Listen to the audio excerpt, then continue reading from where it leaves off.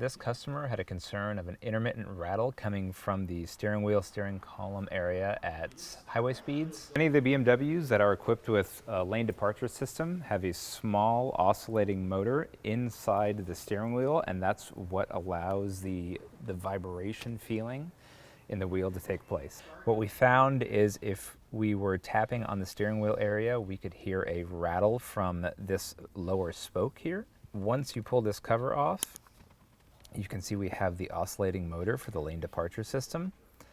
And when we tap the steering wheel in anywhere around this area, this motor, the shaft inside, actually rattles, and we can put a finger on it and stop that rattle. Once the system is armed, it monitors where your position is in the lane, and if you are drifting out of the lane, indicated by not using a turn signal, it will spin this oscillating motor and you'll feel the vibrations in the wheel. When we were removing this lane departure alert motor, we found that this clip that secures it, which is just spring tension, wasn't actually secured properly on one of the sides, which you can't tell with the foam cover over it. And we adjusted this tension, re-secured the clip, and our rattle noise is gone. And this customer will be all good to go.